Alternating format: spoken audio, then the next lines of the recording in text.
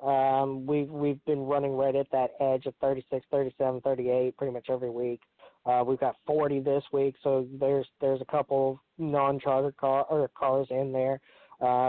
Premium has been one of these teams that has not brought chartered cars to the track, but it's remained steady as far as this is concerned. But the charter isn't always the biggest barrier into the Cup Series. The Cup Series is not only very competitive, but it's very expensive. And I think that's the way that we want the Cup Series to be, with or without the charter, because these are supposed to be the premier series drivers in the world, and they should be driving premier series type equipment. And while that's not always the level playing field that motorsports says that they're on, there are the haves and the have-nots, and even in the Premier Series, we have the haves and the have-nots, regardless of whether you have a charter or not.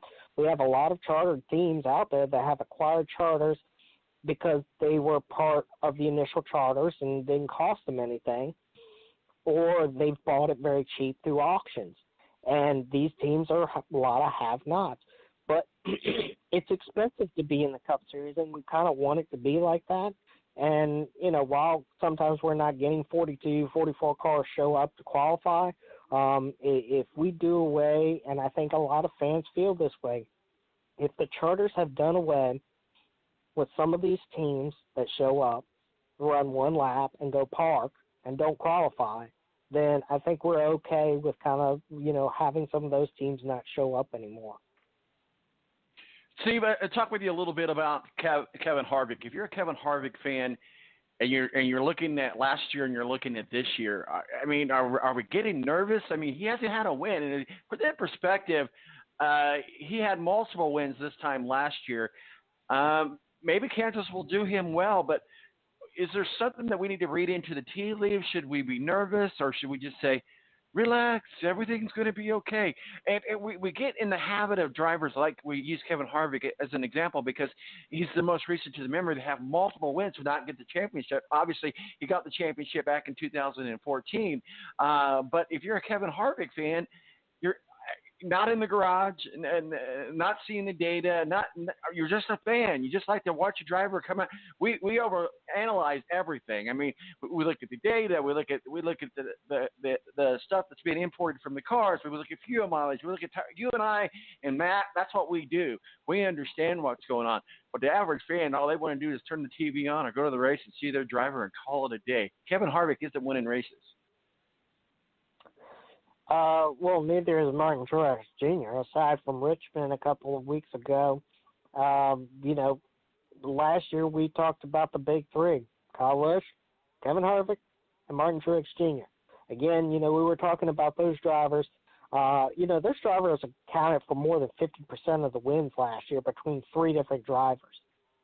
NASCAR, when they built this new package out, they were looking to get away from that. They know that it goes back to the mentality of when Dale Earnhardt ran in NASCAR, and he would win, and he would win, and he would win a championship, and he'd win some more. And while those Dale Earnhardt fans out there that were diehard black number 3 going to victory lane on a consistent basis, there was just as big of strong of a contingent of people that says, I'm tired of seeing the number 3 go to victory lane every week. So, NASCAR fans really haven't changed over the years. When Kyle Busch goes to victory lane, we hear the same time, oh, look, it's Kyle Busch in victory lane again. Last year, we used to hear the same thing. When Kyle Busch, Martin Truex Jr., and Kevin Harvick, well, why isn't anybody else winning? So NASCAR tried to change these packages up to make these cars more difficult to race, open the field up so that more people could potentially go to victory lane, and I think that's exactly what we're seeing in the package. Are there problems with the package? Yes, NASCAR has admitted there's some issues with the package, and they're working to make it better. But overall, we're seeing different drivers going to victory lane. For Denny Hamlin, for example, he's been to victory lane twice this year already. In the Daytona 500, he went winless last year. We didn't hardly talk about Denny Hamlin last year except for the fact of Oh, Lord, he's in a wreck again. Oh, he didn't go to victory lane this week. Is he going to win this year? He's got 5, whatever number of races left in the year. This year we're talking about new drivers. And I think that just because Kevin Harvick and Kyle Busch and Martin Truex Jr. aren't going to victory lane every 3 or 4 weeks, I think that's okay. I think we're opening the field up. I'm glad to see more drivers going to victory lane. Are there teams out there that have figured this package out? Yes, there are teams out there that have figured this package out. Penske Racing being one of them, JGR being another one of them. The Chevrolet camp, unfortunately, hasn't been able to be as competitive as we would like to see them. Hendrick Motorsports is, just not as competitive. Richard Childress Racing isn't as competitive on the Chevrolet teams. This year it's been Ford and Toyota. And just because they're not going, Kevin Harvick isn't going to victory lane isn't necessarily a factor or how this whole season is going to be. I think he's on the cusp. He went there in the Twins, but again, that was using old rule packages. There's a lot of teams out there that are still acquiring data. I think this weekend with Stewart-Haas Racing, 1, 2, 3, 4. We've seen Stewart-Haas Racing in the top 5, top 10. Clint Boyer has run competitively this year. And it's just a matter of time before they go to victory lane. And again, it's acquiring the data. And sometimes Stewart-Haas Racing has been one of the top tier Ford teams over the last couple of seasons since they moved over from Ford. And I just think that, they're going to go to victory lane. Kevin Harvick is going to go to victory lane. I think a lot of people thought as soon as he went to Phoenix, the Phoenix has been a track that he's gone to countless times, been on a bind, had to win to get into to move on either into the playoffs or whatever the case may be, and he would go to victory lane, and we didn't see that. So I think it's necessarily not necessarily anything that he's doing wrong. I think it's just the team at SHR and Ford as a whole, just like everybody else, is trying to acquire the data to find out what these new packages are going to do at these various different racetracks, and tracks that somebody has been traditionally good at in the past doesn't equate to being good at now that we have a new package. And we've got more horsepower in these cars. We've got less horsepower at some racetracks.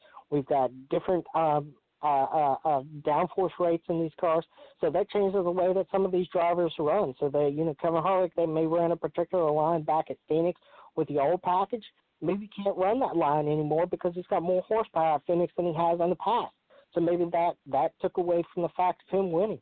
There's a lot of different things that go into this, to be honest with you. But as far as Kevin Harvick is concerned, don't be concerned at all, because eventually he's going to go to victory lane this season. So there's no problems with that.